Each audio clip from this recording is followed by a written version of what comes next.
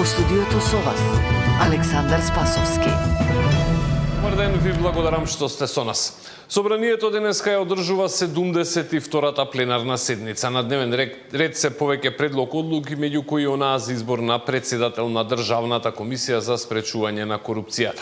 За председател на антикорупцијска е предложен актуелниот генерален секретар на комисијата Адем Чучуљ.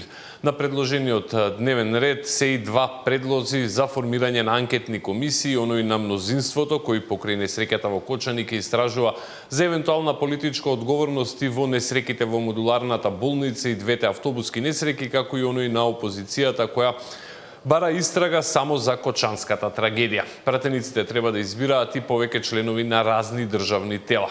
Изборот на новите министри во влада нема да биде дел од оваа седница. Тој се очекува некаде на средината на овој месец, откако ќе заврши постапката за донесување на буџетот. Како што е веќе познато, нов вице-премиер и министер за европски прашања ќе биде Беким Салија, Мухамед Хоџа ќе го добие ресорот животна средина. Актуелниот министер за европски прашања Орхан Муртезани ќе си замине од владата.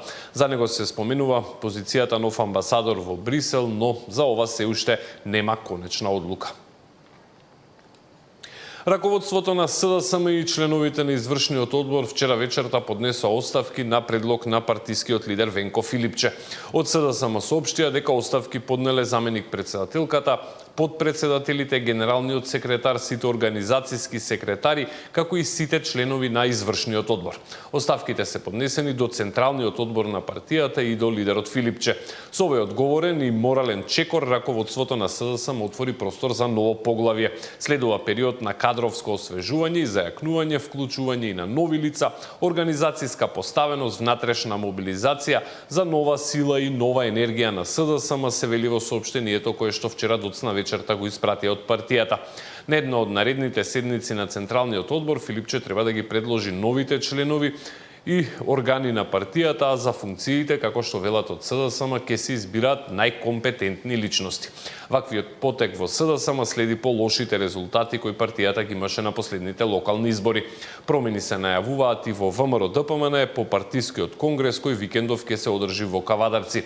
Премиерот Мицкоски очекува да добие нов 4-годишен председателски мандат во ВМРО-ДПМН, кој најави дека согласно партискиот статут ќе му биде последен на лидерската позиција во партијата.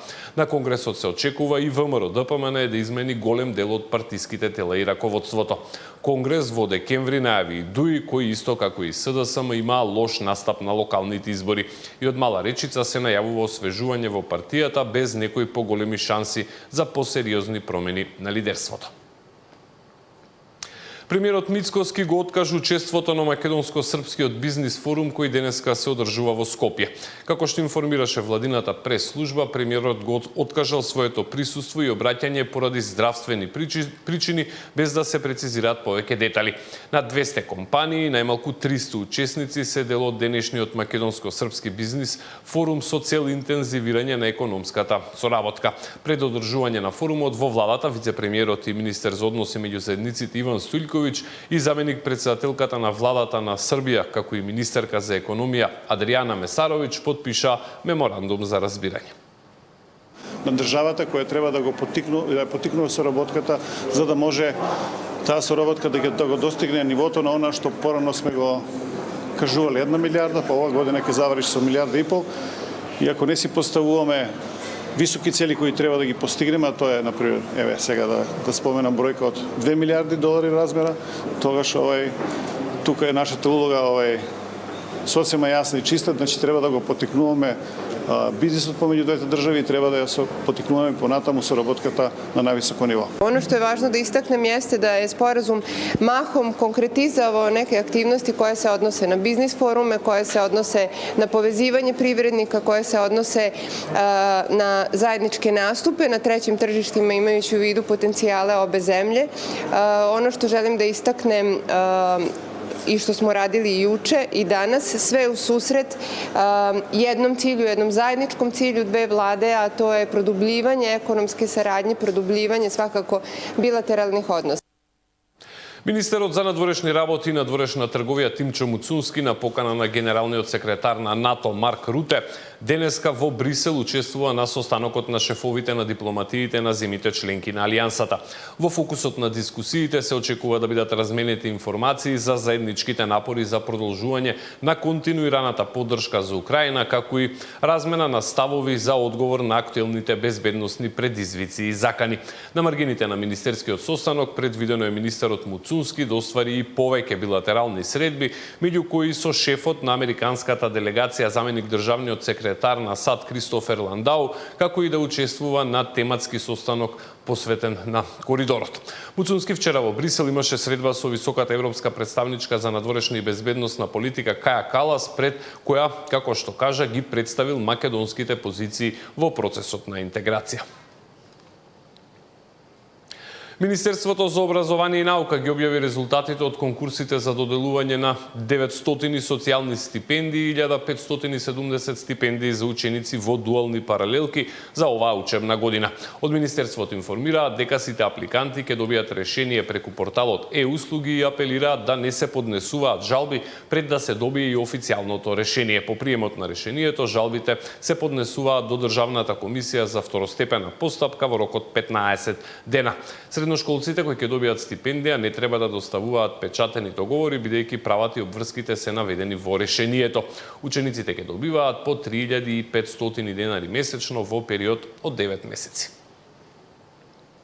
Во Скопје денеска се одржува годишната конференција организирана од страна на Стопанската комора за информацијски и комуникацијски технологии МАСИТ.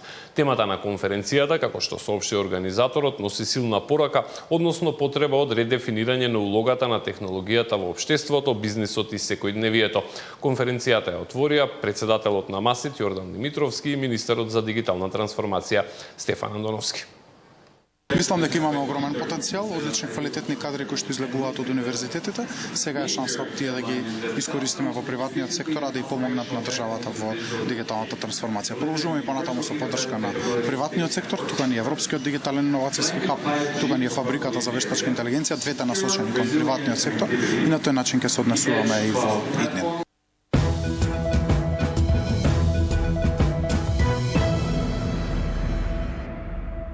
Трговски игри се играат на стартот на откупната сезона на тутунот. Откупувачите тактизираат, вагите стојат празни, а производителите на тутун се револтирани. Меѓу нив беше нашиот прилепски дописник Дарко Штарговски. Револт кај тутунарите и тактизирање кај откупувачите. Мала динамика на откуп, се уште неотворени пунктови и празни ваги. Вака некако е сликата на почетокот од предвремениот откуп на тутунот. Најголемите играчи во овој бизнис се уште не го откупуваат жолтото злато, а помалите откупувачи купуваат мали количини. Во прва класа по цена од 420 денари за килограм. Имавме состаноци во Скопје, резултира да го запаза законскиот рок за да почне за откуп на тутун, односно крајниот рок да биде 15 декември, да се откупува на добриот тутун, да се плати добро и да оди на прва класа и одбитокот да биде максимум до 3%. Ќе се откупува по класи или се тоа како лани во една класа? Под класи не, со овие цени не дозволивме да се купува по овие цени, ради тоа што ако дозволивме да се купува по класи со овие цени, ќе паднеше многу понисок просек од лански. Така да ќе го задржиме просекот на ова нови цени што се 420 денари. На социјалните мрежи имаше некои видеа кај што се враќа тутунот поради незадоволство од цената. Дали знаете каде е тој? Не е враќањето поради цената, враќањето поради тоа што носа недосушени и зелени тутуни. Заради тоа е враќањето. И апелот ваш кој е? Апелот наш е да слободно да си ги остат тутуните по скелината, да се исуши тутуно и тој тутун ќе се купи. Откупот трае до 28 февруар. Имаме услови до 28 февруар, да се исуши. До сега се откупени само 500 тони на тутун, и тоа откупени од тутунски комбинат Прилеп и Кавекс. Тутунарите бараат далеку повисоки откупни цени од сегашните. Тутунарите бараат многу повеќе од 420 денари. Дали сметате дека би имало на некој начин бойкот при предавањето? Јас не би сметал дека ќе има бойкот, 420, јас велам дека секогаш е малце за тутунопроизводството, тутунопроизводителите за цената. Меѓутоа, мислам дека во овој момент максимум е што може да се добие за овој тутун.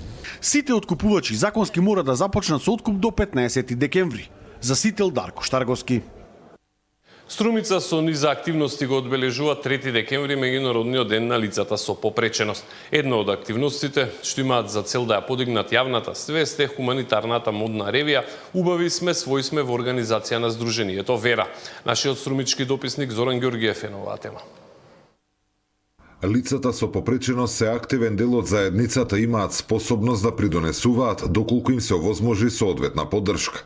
Ова го порача од Сдруженијето за помош и поддршка на лицата со Даунов синдром Вера од Струмица, кои со низа активности го одбележуваат 3 декември, меѓународниот ден на лицата со попреченост. Од Сдруженијето вела дека иако состојбите полека се менуваат, во општеството се уште постојат предрасуди кои треба заеднички да се надминат. Често знам да кажам дека секој од нас е лице со попреченост, односно со посебни потреби. Сите ние имаме посебни потреби. Жал ми е што лицата со попреченост се етикетирани како лице со попреченост или посебни потреби.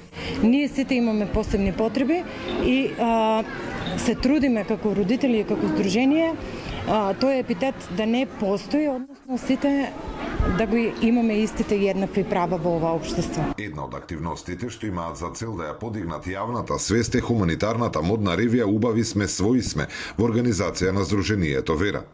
Манифестацијата се одржува веќе 9 години поред и обединува лица со попреченост од цела Македонија и јавни личности кои заедно настапуваат на модната писта. Пораката што ја испраќаат е со вистинска поддршка. Лицата со попреченост можат и умеат и заслужуваат еднакво место во општеството. Зоран Ѓоргиев за Сител телевизија.